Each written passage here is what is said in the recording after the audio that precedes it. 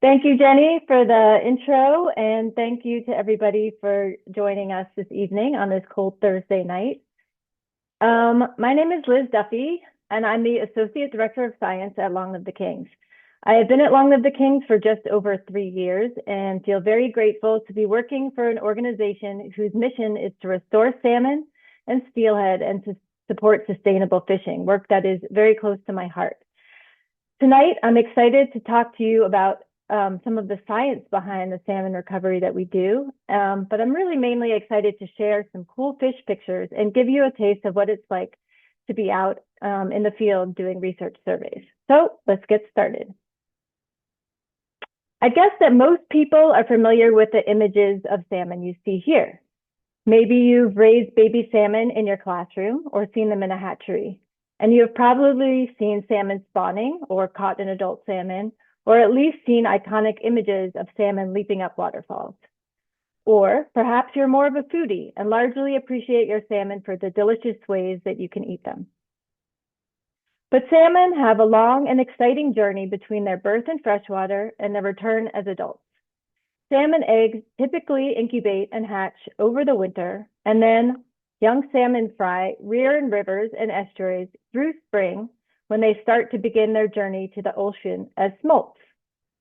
By late spring and summer, young salmon are typically in marine waters, where they then spend 1 to many years in the ocean, growing big and full of marine nutrients before they return to the rivers of their birth to spawn and die, completing their journey.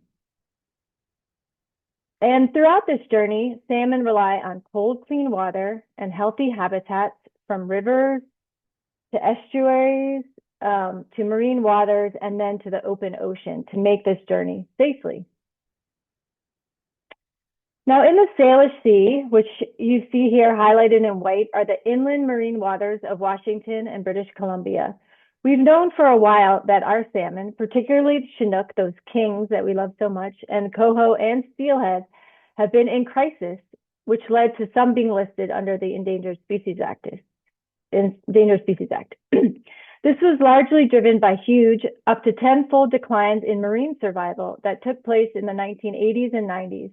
But our salmon are continuing to experience low marine survival rates today. About a decade ago, Long Live the Kings and the Pacific Salmon Foundation in British Columbia initiated a massive 7-year international collaboration called the Salish Sea Marine Survival Project to help understand why.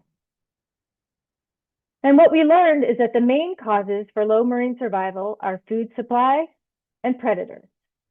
Young salmon haven't been getting enough nutritious food when they need it and have been facing more predators. In this diagram of a marine food web, salmon will eventually make it up to that predator level. You can see them here along with other large fish, marine mammals, birds, and people. But when young salmon enter Puget Sound, they function largely as forage fish. And that means that most animals can and will eat them.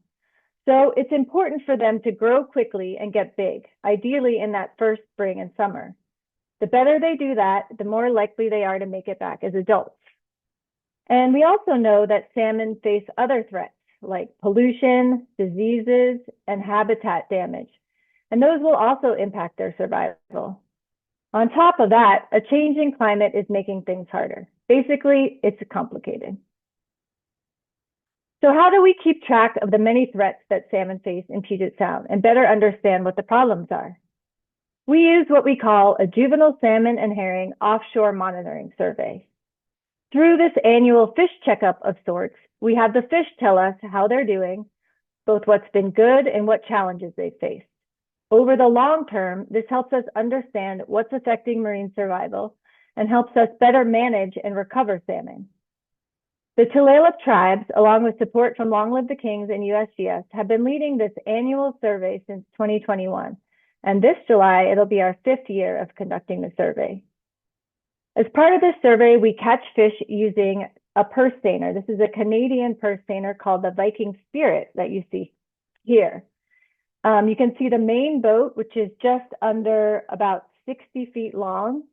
And then you also see a smaller skiff attached at the back.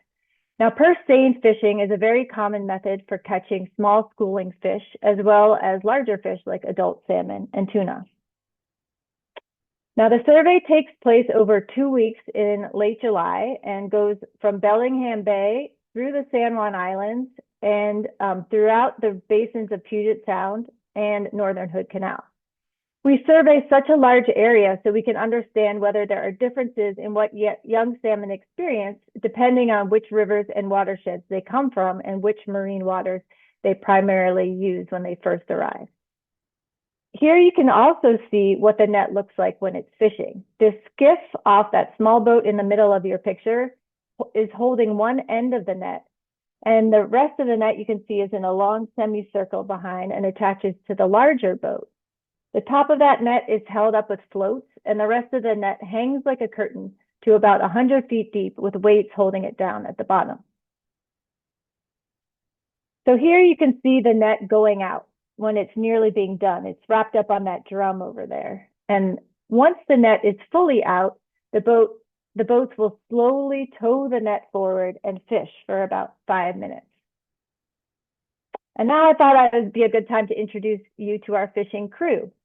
This is the same crew that we've worked with since the Sailor Sea Marine Survival Project. And on our survey, the fishing crew consists of 4 people. The skipper over here, the drum man, that drum which has a net, this guy watches the drum. He is also our cook. The skiff man drives that little skiff. He's mostly hidden there. And the winch man, who is also the boat's engineer. And they do the hard work of making sure the fishing goes smoothly. Now on the left, you can see a depth sounder view, and this is what we use to help us decide where it would be a good spot to fish. So the image that you see here is made by sending sound waves through the water and getting a picture when they bounce back off of things that they hit in the water, typically animals or hard objects at the bottom. So you can see this red color here shows the bottom, which is about 100 feet. The numbers you're seeing here are actually fathoms, but that converts to about 100 feet. The yellow and green blobs that you see in the middle of the screen are what we hope and expect to be schools of like juvenile salmon and herring. So when we see a picture like this, we know it's a good spot to fish. And after about 5 minutes of fishing, we start closing that semicircle net and making it a full circle, which makes it look like a purse. So as the net is cinched closed, the fish are gradually gathered into a smaller and smaller purse. And this is what it looks like when the net is close to being at full circle. And you can see the water's pretty clear, so you can kind of see the net at the surface of the water and then down into the water. We're actually seeing through the water. Now, once the net is closed, we keep pulling the net in to make that purse smaller and smaller until the fish are gathered in a small area on the side of the boat, as you see at the bottom. We leave the net in the water to reduce stress on the fish as we figure out what our catch is and whether we'll bring all of the fish on board, which we might do if we only get maybe, say, 100 or a few hundred fish, or whether we take a subsample and release the rest. Now, if you see here, this was our largest set when we caught a school of about 17,000 pink salmon. And that was in the San Juan Islands a couple of years ago. Just to put that in context, 17,000 is about the human capacity of a full climate pledge arena. So just imagine having that many fish in that small net space. So we definitely took a subsample of that set. And once the fish are on board, our 4-person science crew takes over. Their job is to sort and count fish species, take measurements, get biological samples, record data, and occasionally they're the ones taking the pictures you're seeing tonight. Besides myself, the science crew, I'm down here, but besides myself, the rest of the science crew has been staffed by scientists from the Tulalip tribes, sorry. And the fish that we do bring on board are put in a live well that you see here. This tank has fresh Puget Sound water continuously running through it. And also we put in some extra aeration to keep the fish healthy.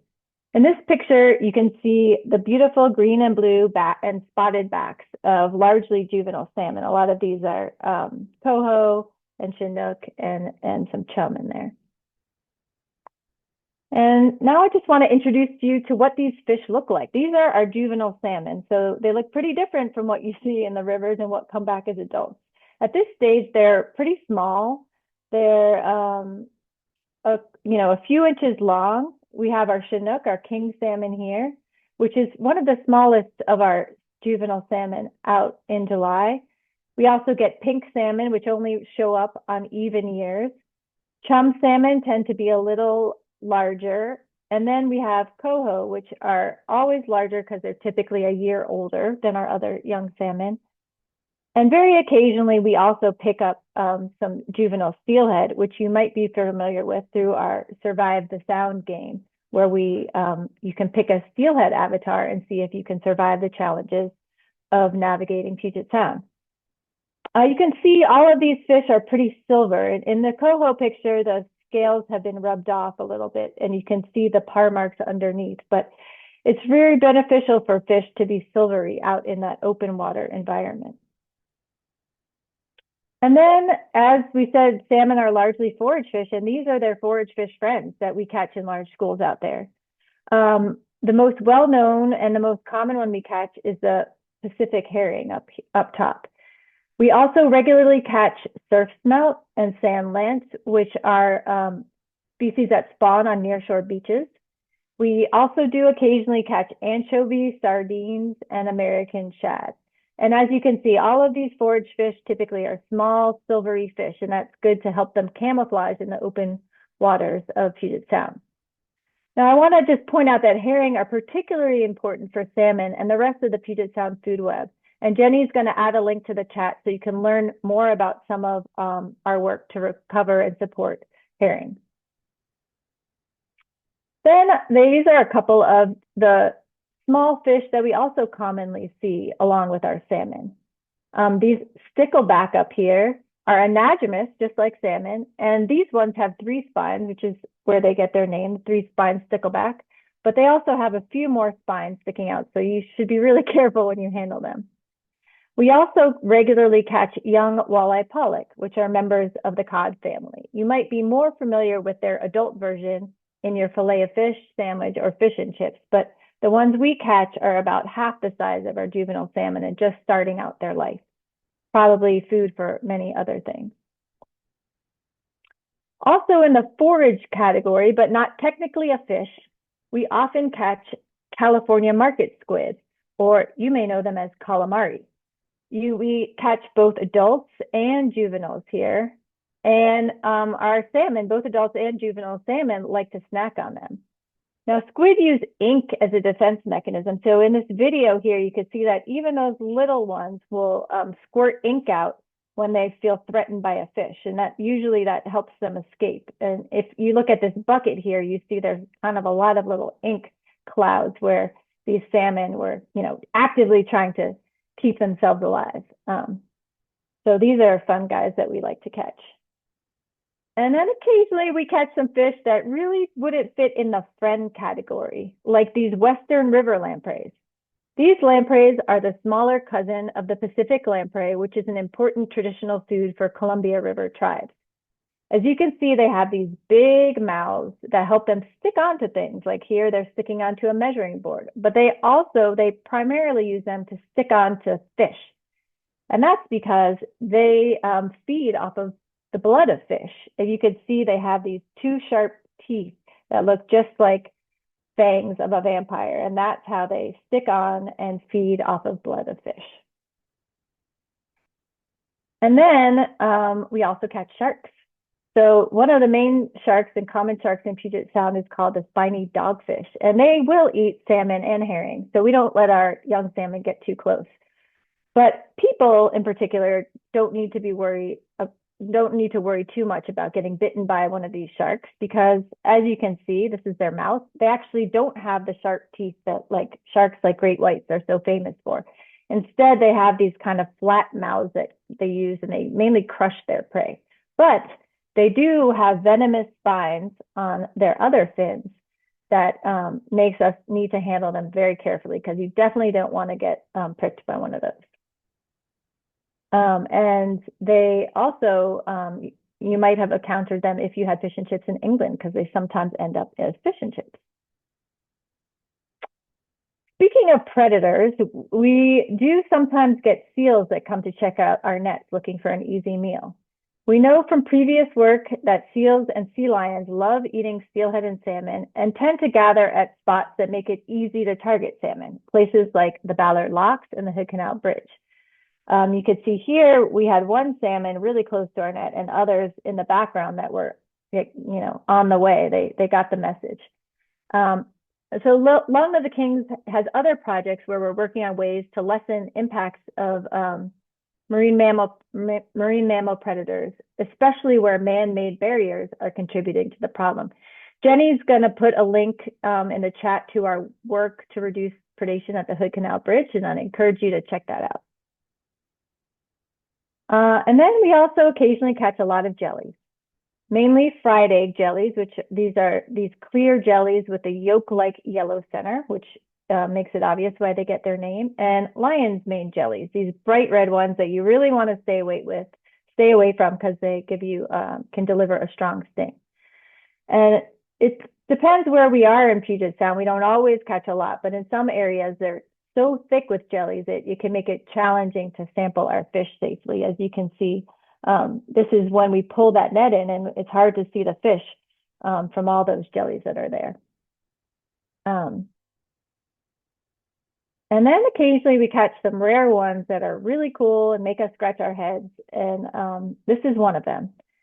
When we first caught this one, we wondered what we had. A fish, kind of looks like a gunnel. Is it a snake? Is it an eel? It had these beautiful, almost jungle-like cool patterns across its whole body, and also very, very sharp teeth, which made it tricky to handle because it's very squirmy.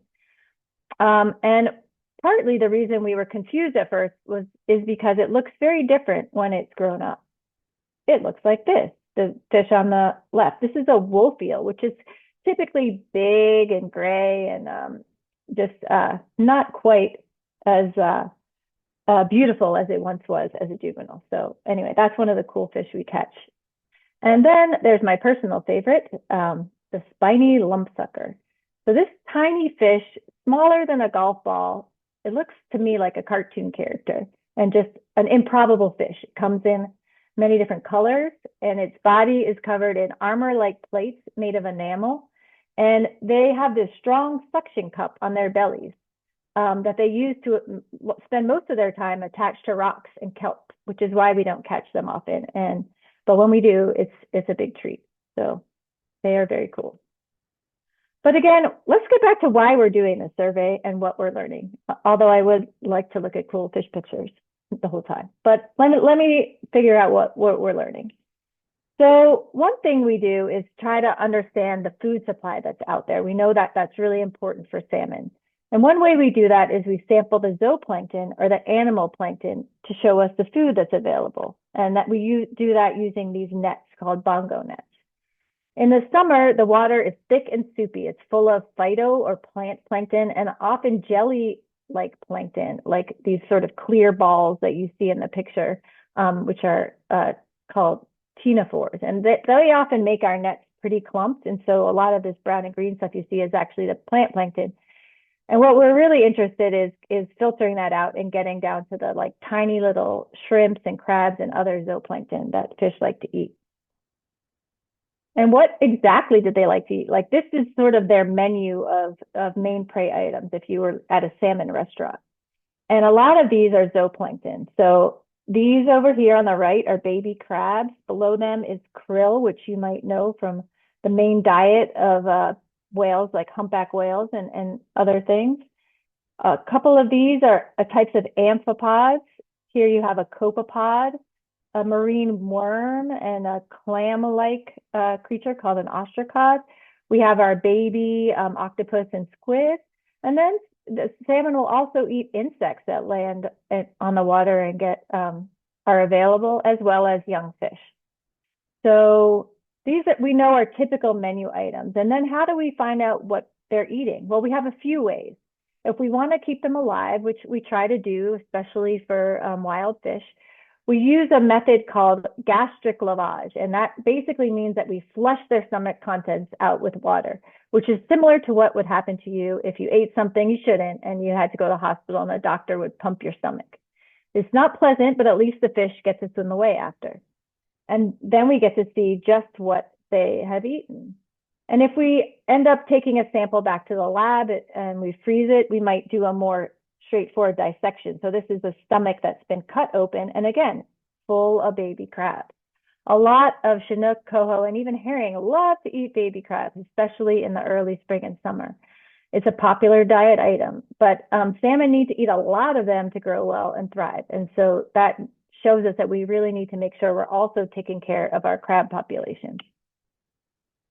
Now, sometimes we find salmon that have been feasting on one or many small forage fish like we see here. These are some herring and some sand lance. This one ate 5 fish.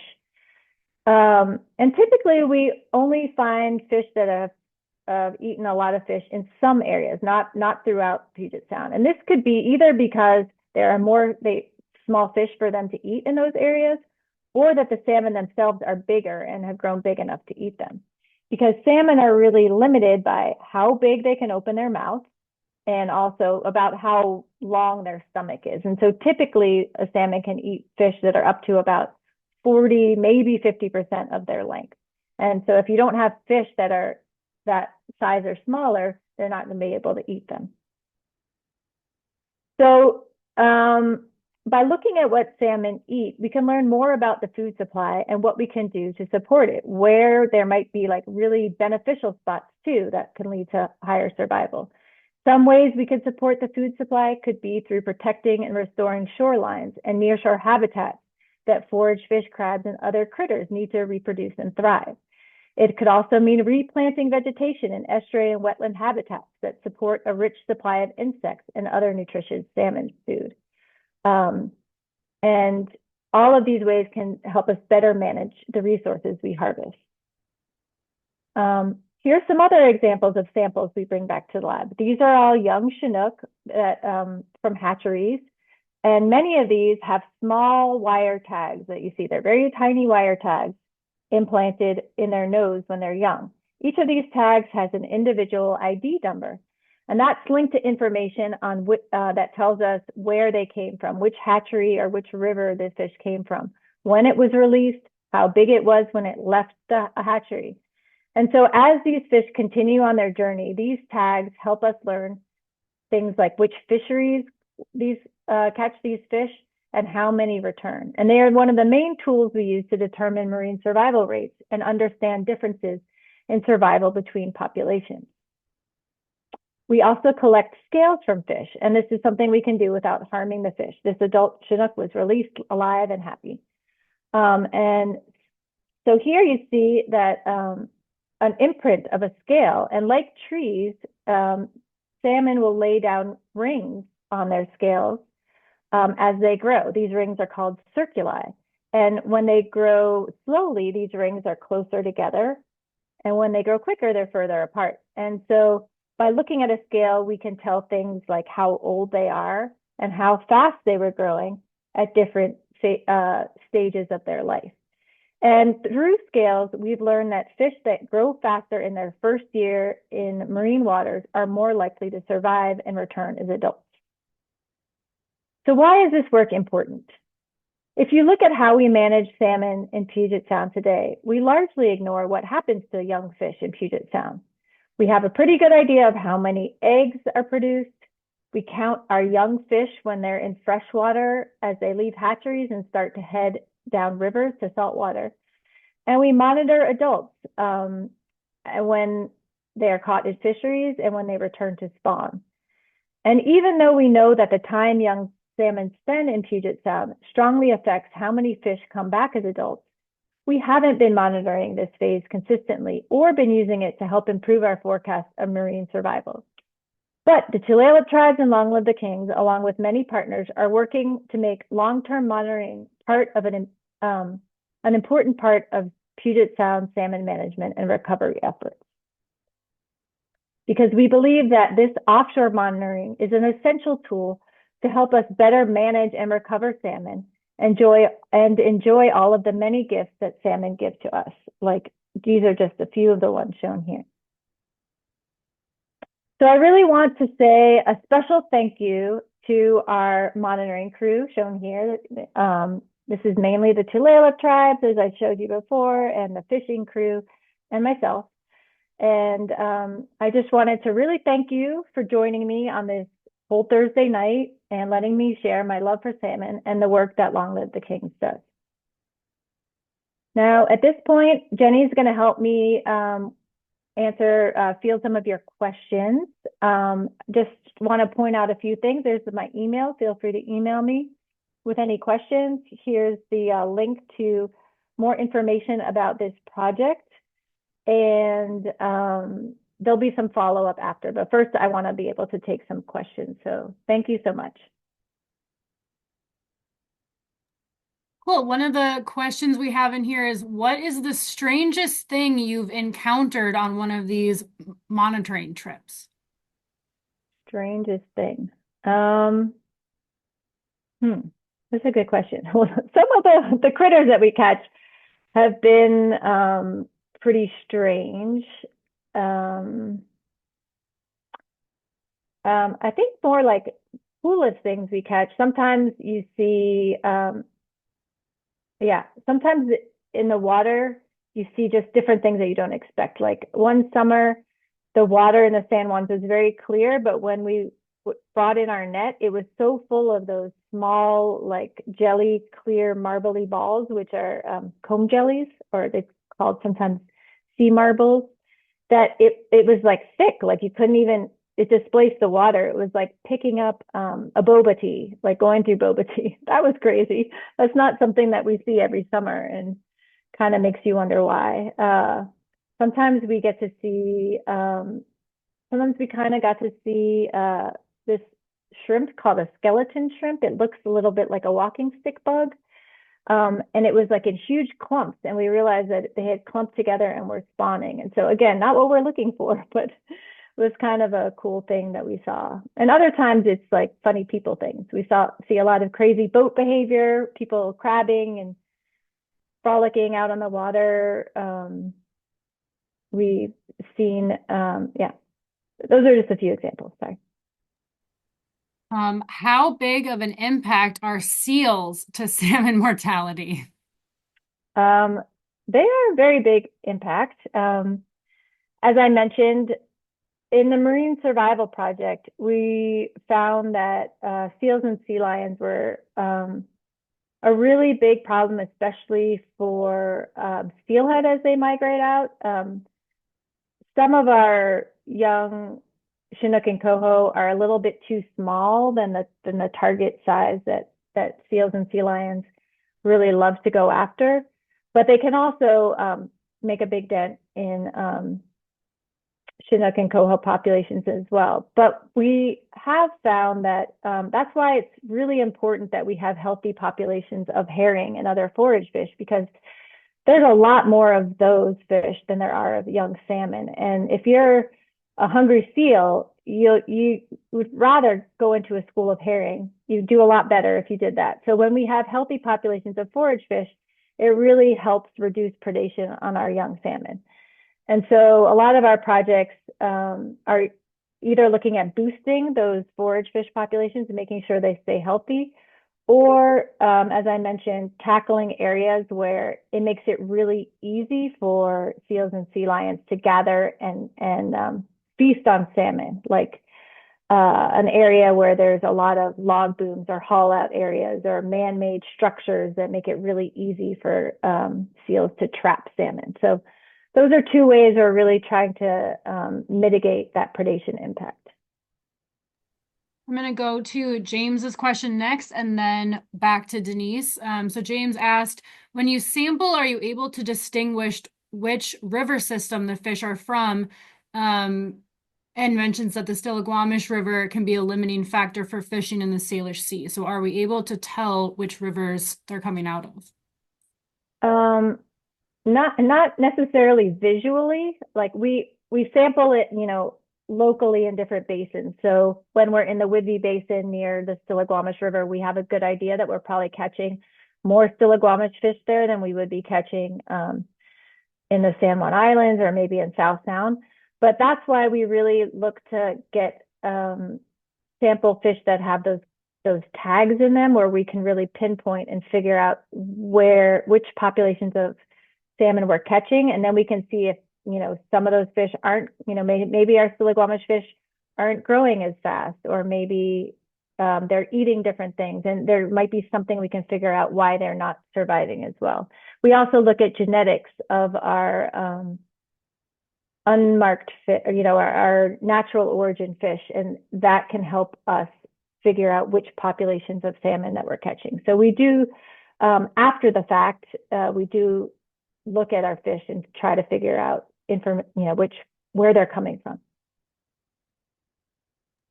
Cool. And then we have two questions in here from Denise. So they're a little bit different. So I'll read them both and you can decide which one to answer first. So the first one is, would you be willing to talk a little bit about microplastics and the way that they're affecting salmon, and maybe a little bit more about what individual households can do and what organizations can do to help reduce the microplastics for the good of the salmon and the orcas who eat them?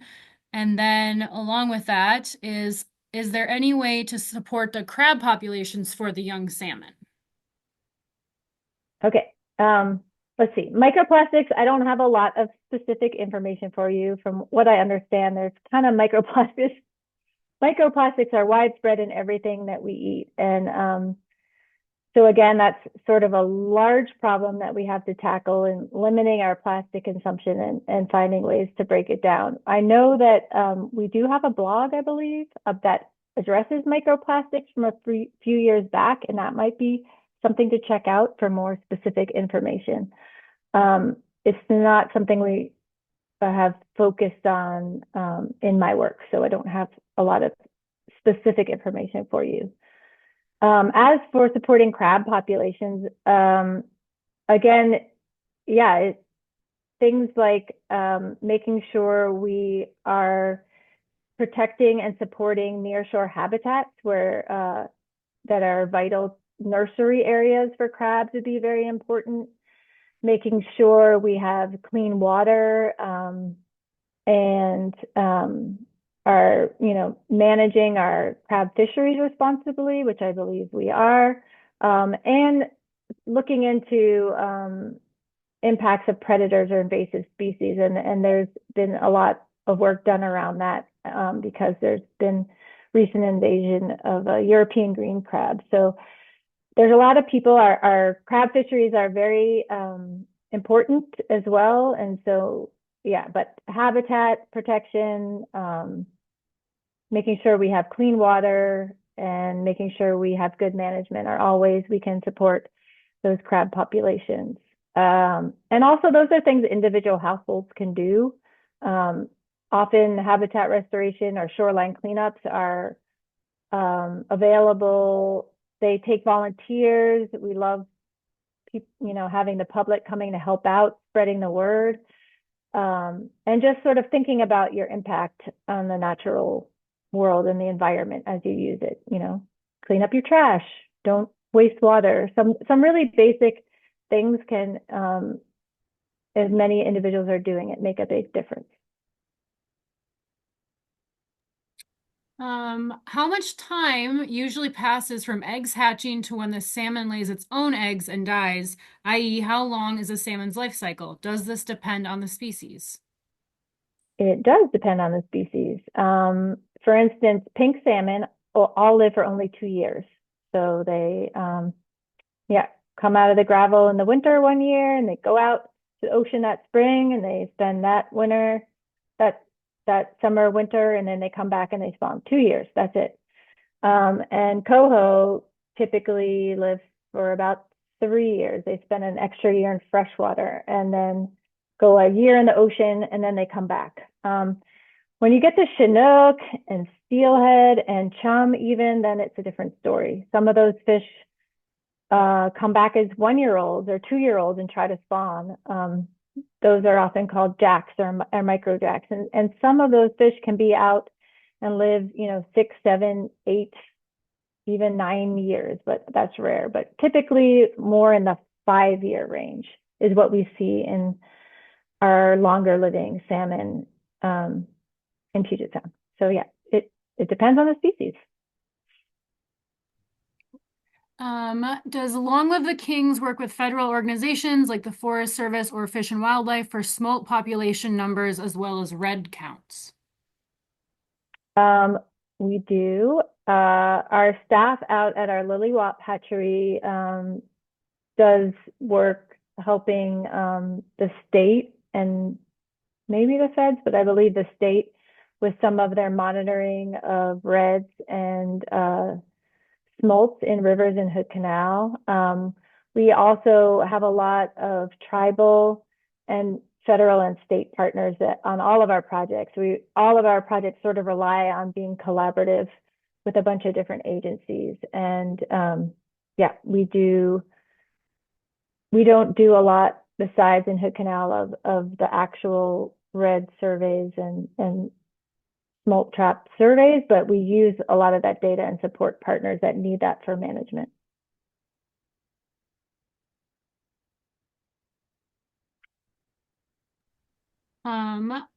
Then we have considering how diverse salmon habitats are during their lifespan, are there specific parts of habitats that are more at risk than others right now? Okay, well, let's see. I would say a lot of the higher in the watershed freshwater habitats have been lost and haven't been as much a focus of restoration. Some of them have been blocked off and some of them aren't accessible, but having cold, clean water higher up in rivers and watersheds is really important to have salmon that migrate that far up rivers and have different life histories that might spend longer in freshwater. And we've lost a lot of that habitat due to things like putting in dams, and also a lot of that, the quality of that habitat is declining with climate change because we are losing that cold snowpack and the cold water that we need to make those habitats viable to support salmon. So I think it's tricky, and a lot of those higher freshwater rearing habitats haven't gotten as much attention, but are also very important if we want to keep salmon moving up that high into our watershed.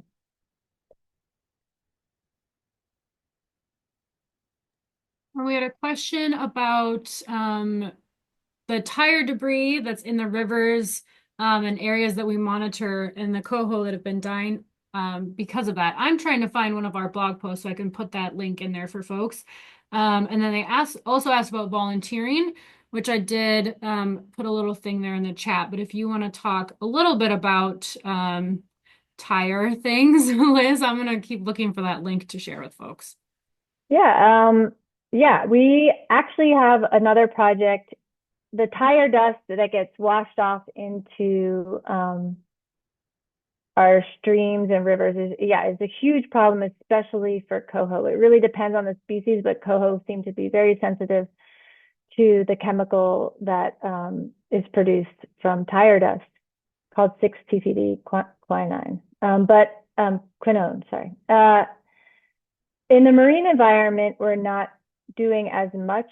I think it's more like a freshwater sort of acute effect when there's a lot of rain flushing it in. But I will point you to work that we're doing, looking at different ways to filter water coming off of roadways that has been really promising using compost-based water filtration. And it can really is very effective at removing those toxic chemicals before that water reaches streams and rivers that are really important to coho salmon. And our project manager, Keith Estes, is involved with that work. And I think there's also a link to that project page that you could put in